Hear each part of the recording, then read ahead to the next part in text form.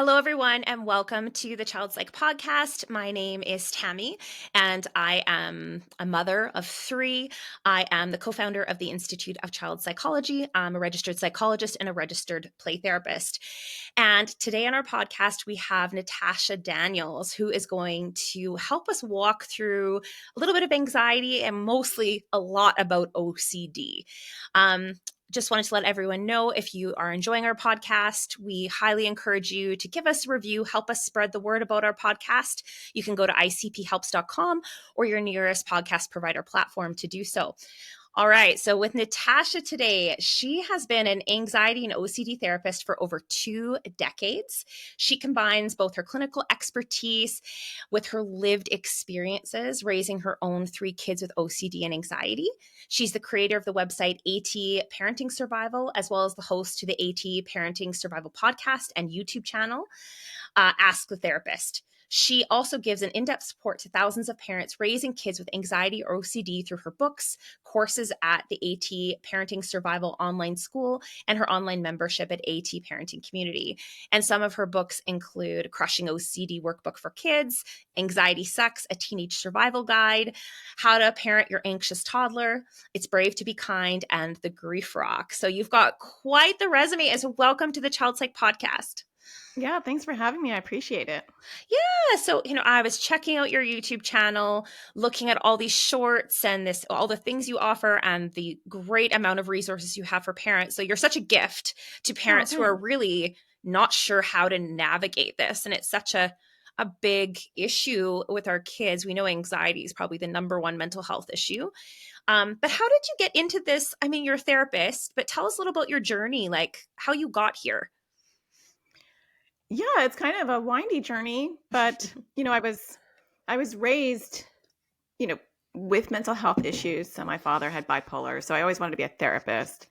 Um, but then I accidentally kept getting placed with children in my internships. I'm like, why do you keep putting me with kids? So eventually I became a child therapist, um, and then as I started to work, I really enjoyed working with the kids with anxiety and OCD. And that was before I actually had my own kids with anxiety and OCD. So there's kind of a irony in that. And then I wrote my first book, How to Parent Your Anxious Toddler, and went into the online world. And since then, I fell in love with just the global access of giving people support online who don't have access to care. Yeah, it's a big problem. And especially since the pandemic, Hmm. I think people realize there's another way of learning and getting support. Thank goodness. That's one of the good things that I think came out of the pandemic, that people who live in isolated areas or they can't afford a therapist, it's therapists went online and we said, Hmm. we rallied together. We're like, we can help more people. Look how it's working for people who are working remotely. Like, there is a way that parents can get their child help, maybe without necessarily seeing, a registered counselor or a psychologist. I think it's an empowerment piece for parents when they can access people like you. Yes. Yes. Yeah, that is the gift of COVID, Yeah, is it's one that of the Zoom few is our gifts we friend. got. Yeah, exactly. Yeah. So, I mean, today we've had podcasts where we've talked about anxiety. I think, our audience can go back and look. I think we've got at least 4 episodes on this. So I think our audience has a pretty good idea of what anxiety is and maybe some ideas on like how to curb it back a little bit. But you're an OCD expert. So obsessive compulsive disorder. So for our audience, can you delineate a little bit the difference between some kiddo that is struggling with anxiety, maybe like a generalized anxiety disorder, having separation anxiety versus having obsessive compulsive disorder? Sure. Those are really 2 very different disorders. And I don't think people realize that. I think thankfully the DSM now puts them in different categories, so that helps. But they are comorbid conditions. So you might have a child that starts off with anxiety and then it can morph into OCD.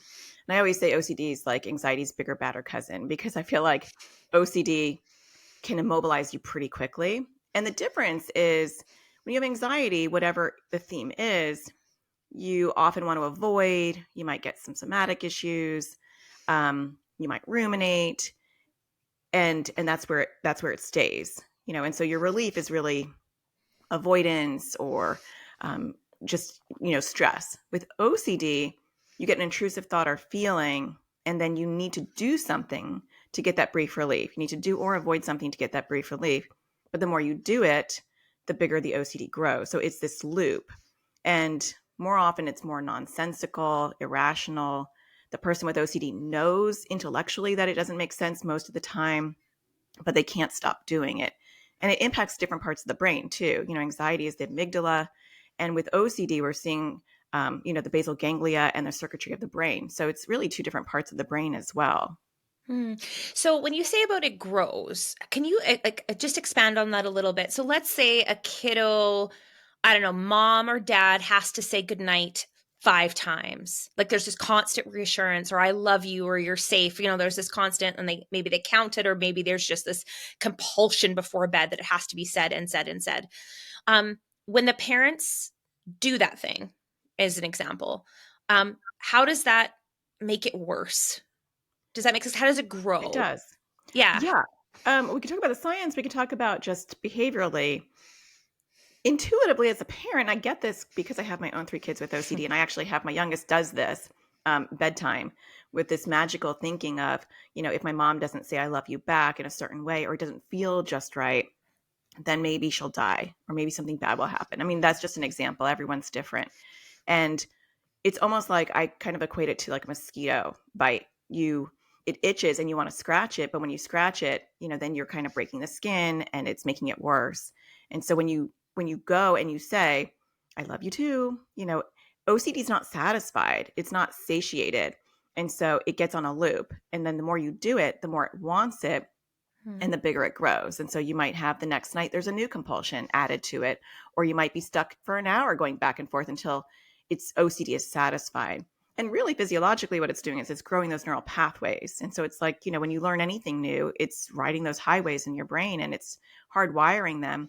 And that's what that loop does. It's hardwiring it through those neural pathways. And so we have to disrupt that, which feels intuitively wrong as a parent. And I know this on a personal level. I feel horrible when I pull back those compulsive involvements. But I know, and my daughter knows, therapeutically, that's the best thing for her. Yeah. Yeah. Because I think, I'm a parent too. I've got 3 kids. And I think when our kids are in a state of pain, and they are, that they're anxious, they're in pain. And when we do these things initially, I think we'll talk more about accommodations when we say, I love you in a certain way, or I don't know, only drive past black cars or something. So sorry. Hopefully we're going to cut that out. When we do certain things in a certain way, then I think I'm actually going to have to stop because I think Okay. someone is here at the door. We run a therapy program here. I'm Oh, sorry. neat. I'll make sure Yeah, our podcast editor stops. I'm so sorry. I don't Oh, know I what's don't going care. on. Okay, I'm so sorry. I just want to make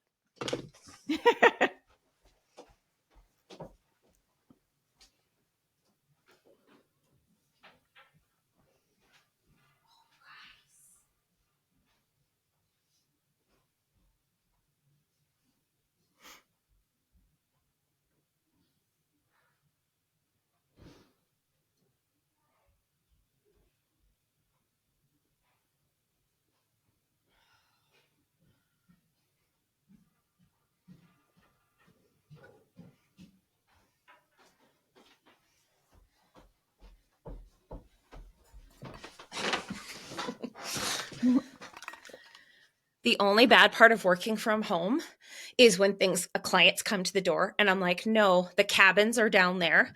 We don't do um, therapy in the house. yeah, that's cool though that you have that there. That's Yeah. neat. Yeah. We have 100 acres here in Oh, Canada. wow. That's And so we amazing. have therapy offices built all over the property. But some people, I don't know why they come to the house. I'm like, visitor Yeah. parking signs are everywhere. Yeah. Okay, we're going to start that again. No worries. Okay, sorry, Asher. Sorry, everyone who's editing this. Issue with the dog. Okay, so I'll start this again. So, I know as a parent of 3 kids, when we see our kids who are anxious, they're in pain. And as a parent, I want to be a good parent. I don't want them to be in pain. I want to alleviate their pain. And if I think for a second, something I'm going to do is going to create reprieve from that, of course, that's what I want to do as a parent, right? It's like if they bang up their knee, I'm going to put a band aid on it. I'm going to kiss it better. I'm going to cuddle with them. But it sounds like when it comes to OCD, when parents think they might be doing the right thing by turning the light off 3 times for your kiddo, helping them wash their hands 10 times, or I don't know, like saying I love you in a certain way so many times before the child goes to bed, that's not assisting the client. It's actually, or the client, their child. There's actually, it's kind of pouring gasoline on the fire is what I'm hearing.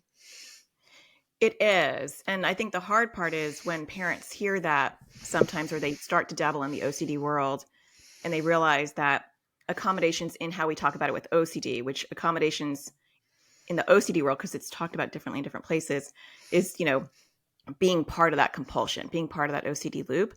And so sometimes parents pull back cold turkey, like, I just can't be part of this. I'm not going to grow it. And really, you want to be systematic about it. You want to educate your child on what OCD is, educate yourself on what OCD is, explain to them on a kid terms, why you're growing OCD, and then the plan of how to pull back and Okay. doing that so that the child is prepared as well. Yeah. Well, how do we, I think if we're differentiating a parent's like, well, I don't know if it's quite OCD because like I know my son loves to hear I love you a couple times before he goes to bed. Do I think he has OCD? No. He's just quite affectionate and likes to do those things. But if you've got a kiddo, I don't know who's doing that, something similar, and they're saying no, it's something deeper than that. Like, what are some of those telltale signs? Like, maybe we could talk about like the DSM a little bit, how it kind of delineates how that's different. Because you've got some kids who like their rooms clean versus it being like a compulsion, like it has to be a certain way. So, how does a parent kind of know the difference between a kid who's maybe a little rigid and a child who has OCD? When a child has OCD and you do those things or you don't do those things, there's a level of panic that you don't see with anxiety. Okay. And so that would be the first sign is, if you have a child who just loves I love yous, or they like a routine, anxious kids like routines and they like things the way they like them and they like predictability. So it can be a little tricky at first, but we'll just use my daughter as an example since we're talking about something very specific that she actually does. I said to her like a couple of nights ago, because I realized this was happening, that, tomorrow night, I'm not going to do this compulsive circle with you. And so we had a plan, and she said, I love you. And we had already done the whole, rigmarole. And then as I'm leaving, and this is kind of the difference, just to give you more of a concrete visual, she's screaming out the door, love you. She's wanting to hear it back. She knows I'm not going to say it. I love you. I love you. And I can hear her all the way down the stairs. And it's so hard not to respond to that. But typically when we're not fulfilling that OCD loop, regardless of what compulsion it is, there is panic. And also there's no the OCD is not satiated. And so like with anxiety, even we might have a dialogue about our child's anxiety and we might try to make them feel better. We might say certain things and they're thinking about it. They might come back with a rebuttal, or they might say, yeah, but this. With OCD, let's say you have a child with moral OCD. And so they're confessing, I think I might have cheated on my test yesterday, or I think I might have thought you were fat. Those are kind of moral OCD themes. And then you say to your child, because you think, okay, well, let's just process this. Well, why do you think you cheated? Oh, no, that's not cheating. You're fine. And then your child gets that reassurance and then they feel satisfied in that brief moment. And then it comes back again and it comes back again. With anxiety, kind of the conversation is moving. It's morphing and moving. It's not always productive. But with OCD, it's kind of rigid. And so it's like, but mom, actually, I touched my nose and then I touched this. Is that bad? But mom, I actually took a piece of your gum and then and it's never satisfied. And parents who are experiencing this will know it because it feels different. And they'll say, what is going on? And the things that they do for anxiety are not working for OCD because OCD is a different beast. Oh, okay. That's really helpful because I think of it too. I never specialized in OCD, just anxiety. And I know most of my kids who I've treated, and even my own kids when they've struggled from time to time, usually once you give some co-regulation and attachment, and we can talk about the brain a little bit and we practice some skill building, like they'll move out of it. But with OCD, it sounds like it just gets, it's like almost like you're in an endless feedback loop, like Groundhog's Day, where you like do something and then it's like the same thing over again. Yes. Which I'm sure for parents, just, it feels just so frustrating and they just feel so stuck in that. Um, so are there different like types of OCD? So I know that there's like, we talked a little bit about compulsive behaviors, like ritualistic kind of behaviors, but I'm also hearing sometimes it's just compulsive thoughts. Yeah, there's two components to OCD. So there's the intrusive thought or feeling, and then there is the compulsion. And those two components are always present, whether it's mental compulsions or physical compulsions or avoidance compulsions. But there's always that compulsive piece. And the intrusive thought or feeling, we come up with names for OCD themes, and sometimes that's a bad thing because then people think they have only this theme. But it is important to understand the disguises of OCD, and it looks vastly different versus anxiety, where like anxiety kind of looks the same, but you just have to figure out what's triggering it, what the core fear is. OCD can look vastly different. So you can have kids, they can have multiple themes, and it morphs and changes and shifts. They can have symmetry OCD where they need to balance things, or just right OCD themes where they feel like things just don't feel just right. And that could really be anything about their writing, their words, their wiping, their washing, whatever doesn't feel just right. So there's no core fear other than I can't handle the discomfort of this not feeling just right. There's Mm. contamination, which I think most people know. There's moral OCD, which is more prevalent than I think most people realize, where you have that intrusive thought that you may be a bad person, or you might do something bad, or you did something bad.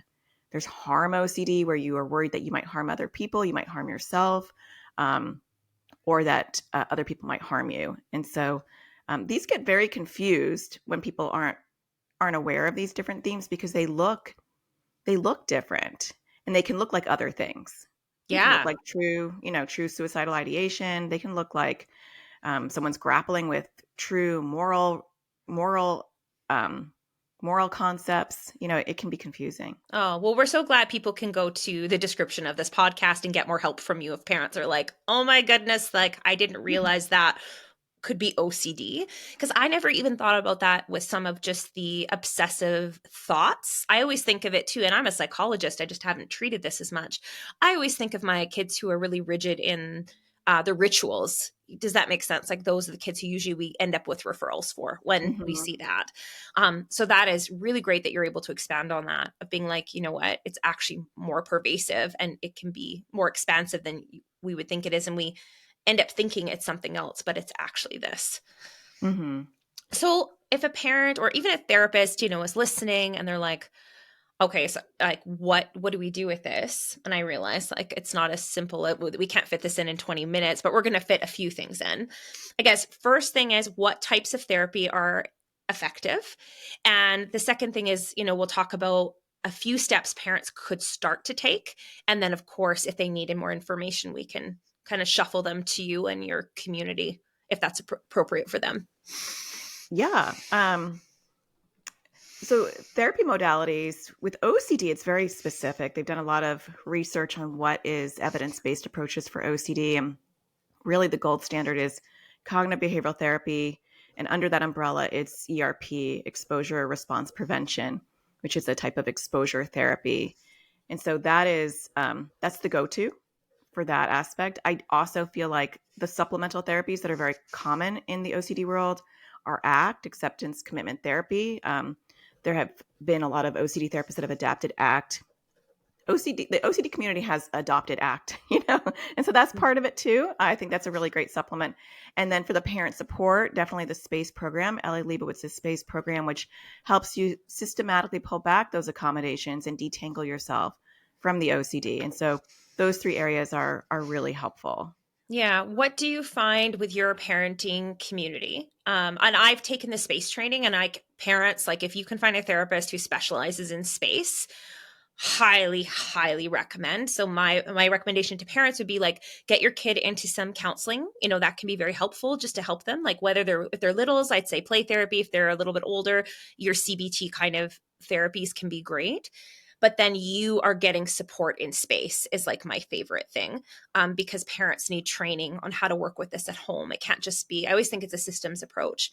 And Mm-hmm. from our conversation we had earlier before you came in, we said that we both have training in space. So I know space really talks about the accommodations. And we kind of mentioned this a few minutes ago about when our kids have these compulsions, and they kind of require us to make a change to alleviate their anxiety, saying I love you a certain way, or lining things up, or helping them tidy their room a certain way, and we do it to alleviate their anxiety. Dr. Leibowitz in the space program would call that an accommodation. And so, maybe you want to expand a little bit more on that, and like how can parents maybe start pulling back the reins a little bit, and like what do we do instead of an accommodation so our kids don't escalate, or maybe escalation's normal. We can talk about that. Well, and there is that extinction burst where you're going to get some escalation before OCD kind of gives up. I do feel like it's a two-parter ideally. And so if you're dealing with OCD and your child is willing or able to get into ERP therapy, that in conjunction with space is gold, because space can be a collaborative approach, and Ellie Leibowitz doesn't teach space as a collaborative approach because it's a fantastic tool for parents who are like, my child doesn't want to do anything.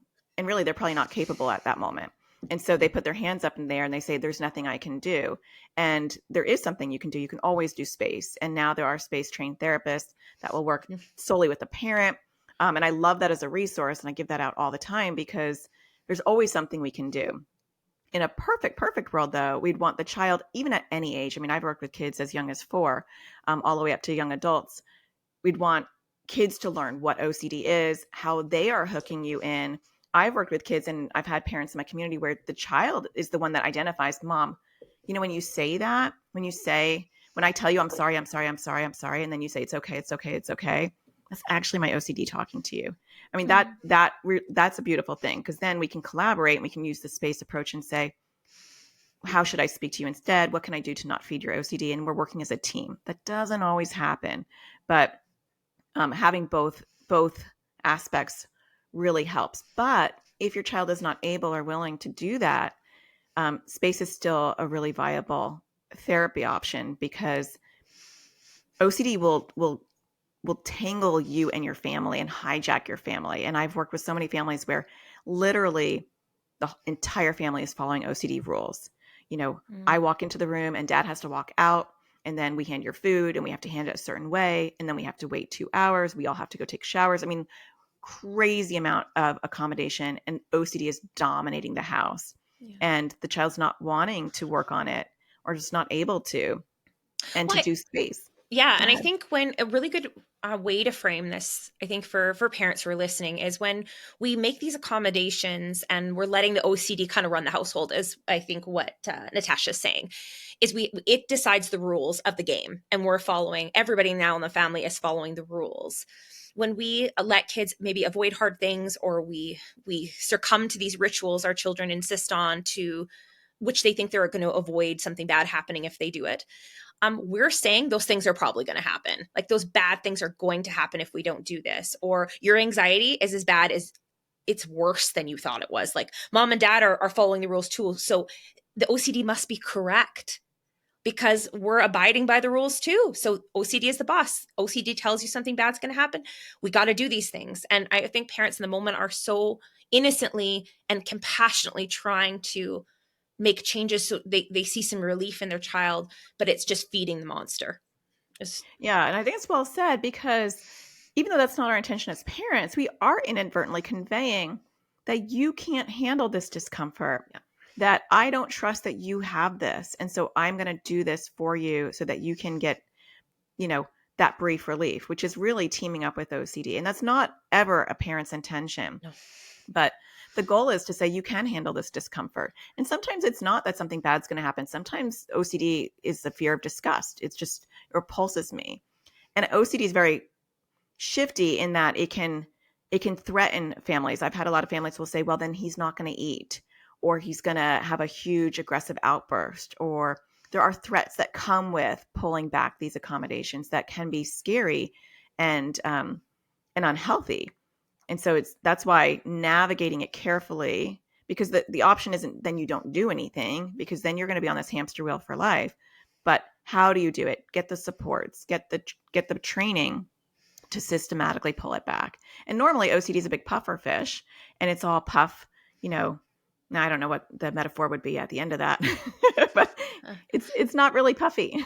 yeah, no, it's yeah, there's a bit of feigning. Like it's just like how like you get a cat that when it feels backed into a corner, it makes itself look really big when its hair stands on end. Really, Yeah. the cat's pretty tiny, but it just appears to be very, aggressive and huge, and it's really not quite as threatening. And I think what it feels that way, I'm sure when kids are in that moment, I struggled with anxiety as a kid and it does feel very overwhelming. Mm-hmm. But I think the key thing I heard you say was kids need to learn they can handle it, that the bad thing Mm-hmm. isn't going to happen if they don't tuck their sheets in a certain way, or the Mm-hmm. lights don't go on and off 10 times, or whatever that is. Mm-hmm. That whatever they're catastrophizing, they're what ifing. Like, if I don't do this, then what if this is going to Yeah. happen? What if mom dies? What if? And Mm-hmm. what we're basically showing them by removing the accommodation, and correct me if I'm wrong based on what you're saying, is we're showing that child over time your anxiety is lying to you. The OCD is lying to you. There's this thing isn't going to happen like we thought it was going to happen. You know, it really is more of, we're showing you that you can handle the discomfort, because I think, Okay. they have these intrusive thoughts, but they also have these intrusive feelings. And I'm really honing in on the feeling part, because that's the part that people don't understand about OCD. It could be it just doesn't feel right, and I won't be able to handle, not feeling right, or it feels so disgusting I can't handle it. Um, a lot of times there is this magical thinking of, if I don't do this, something bad will happen. But OCD is very shifty, and it will prove that something bad did happen. Oh, okay. It's kind of like if you say, don't look for any green cars, and all of a sudden you're seeing green cars everywhere. OCD will validate it and say, see, you didn't knock twice. And so now you are having this, this, and this happen. Because a lot of times it's not just life or death. It's like little small things. You're going to have a bad day, or you're going to feel Oh. like you have to throw up, or something else. And so really, as OCD therapists, we talk about handling the discomfort. And I talk about the science of it. You're not growing those neural pathways. And so here's a shot of what the brain looks like when you're doing compulsions, and here's an MRI shot of when you're not, and the activity quiets down. And so getting them to understand the science a little bit, sometimes depending on their age and their, what speaks to them, can be helpful, because the ultimate message is you can handle the discomfort of having those thoughts without scratching the itch. And when you don't scratch the itch, over time, it quiets down. Mm. And that's the ultimate goal. Oh, lovely. That you make such a good point about that, because yeah, our brain can make all kinds of kind of bridge all of these things that can seem like, oh, I saw a sign, or I got, Yeah, got the F on the test, or my friend didn't sit with me today. See, something bad did happen, absolutely. Yeah. versus saying I can handle hard things. I Mm-hmm. can be, I can. And do you think there's an element of co-regulation there, like with parents being able to say, to sit with the child in this uncomfortable feeling, but then not scratch the itch? Yes. And I'm glad you brought that up, because I think sometimes parents hear this and they think, I need to shut completely down. I need to disengage. I need to not support this. I need to not talk to my child.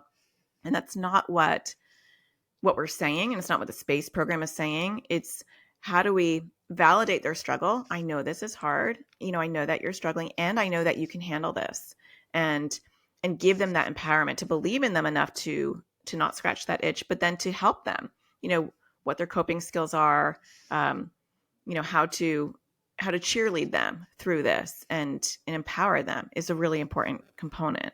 Yeah, because I think even like when we have like negative intrusive thoughts, we have anxiety, like we can do positive thinking and we can do maybe like deep breathing, but ultimately like we have to learn other ways to manage our life so anxiety doesn't keep creeping up on us, whether that is just Mhm. being like, we need a regular exercise plan, we need connection, we need belonging, we need to like watch what we're eating just like to ensure our gut is healthy. Like, Mhm. we obviously, if it's sneaking up, do I need to go, yeah, maybe I do mindfulness, or I change the thought, or I call someone. And it's having a, we have this toolbox over time to be like, the anxiety might not go away, but we learn to manage it, and we don't stay camped there all day. It doesn't, that way Right. it's not enveloping us. Right. Definitely. And so that's where it becomes, it's not simply just not doing the thing. it's also teaching our kids skills. I'm hearing another thing you talked about is psychoeducation for our Right. kids is Hmm. going to be another That's one. huge.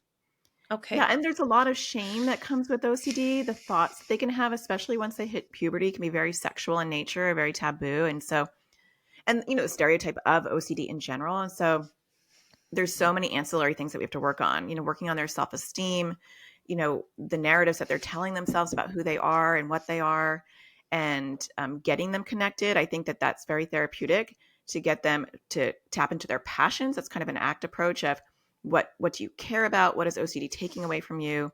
And also repairing that familial relationship, because sometimes OCD can get in the middle of that. So there's so many other areas to work on Mm.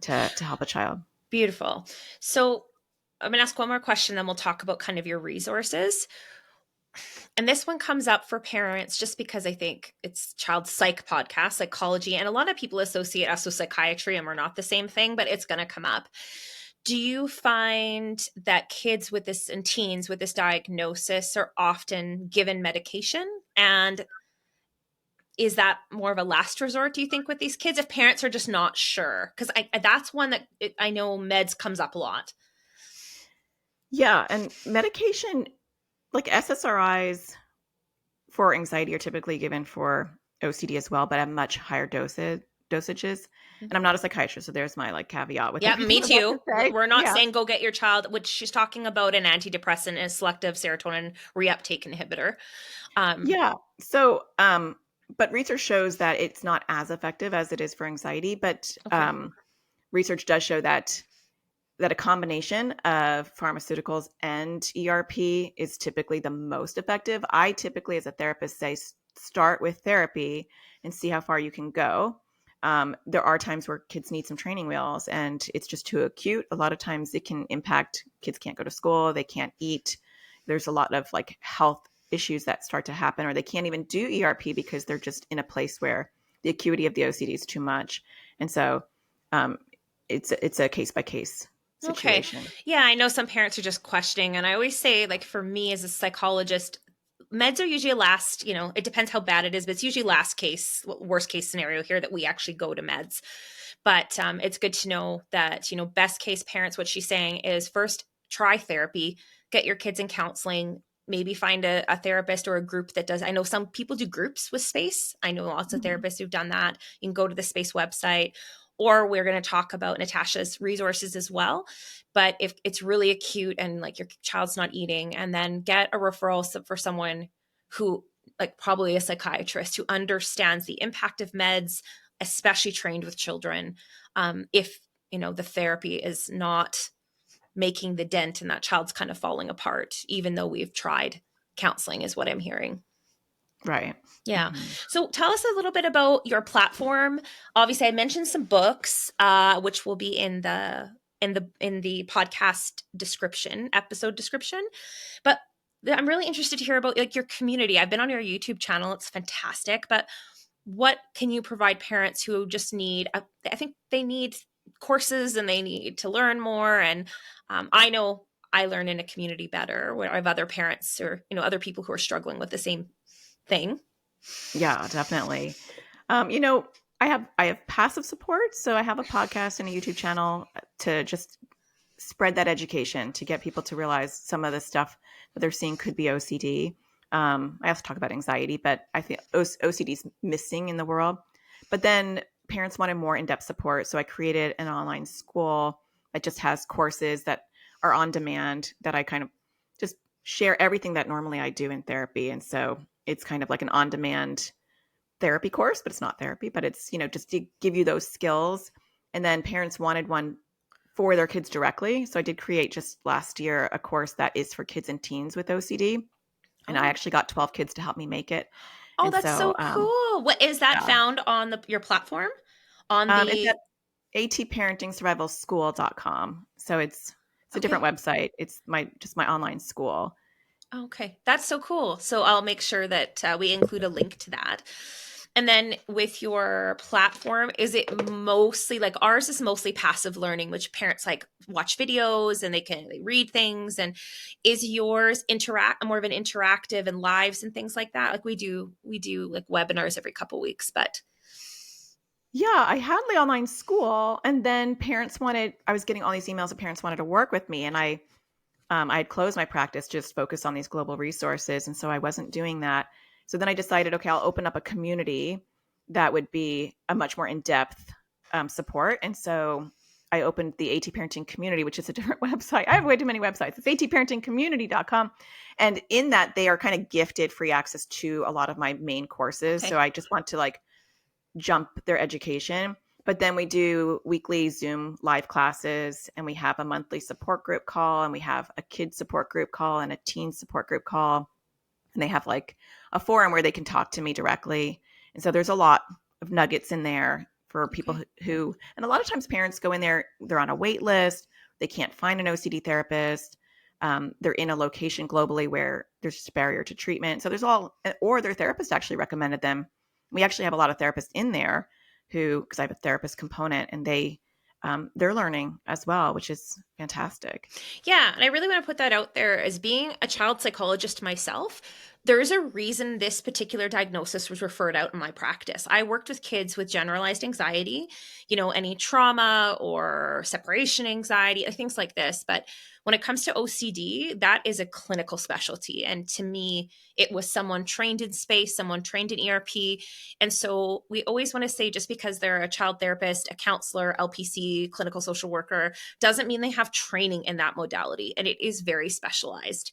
And so that I think it's really important that people heard that's something that goes above and beyond most of our clinical training in graduate school It is, does. You do. yeah, You have to seek out your own training most of the time, which is unfortunate, I but know. true. Yeah. Well, thank you so much. And I think it's wonderful. You have so many resources. So, everyone, in the description of this podcast episode, I will make sure that we have your YouTube channel, we have the community, and then we have your general website. Are those like, do you think the three that would be the most helpful? Yeah, absolutely. Yeah. Okay. Yeah. And I think parents and therapists, oh my goodness, if you're struggling learning this, I would also recommend the SPACE program with Dr. Eli Leibowitz. We'll actually be having him on the podcast talking more in depth about his program in the next month or two. So you can look forward to hearing from the gentleman who created the program as well. But thank you for being there for our kids and being a light for parents who just don't know what to do with this, because it's distressing, and parents just want to be there for their kids, and they just don't know how. Yeah. Yeah. I'm happy to fill in the gap for sure. Beautiful. Well, thank you so much, Natasha, for your time today. Yeah. Thanks for having me. Okay, thanks.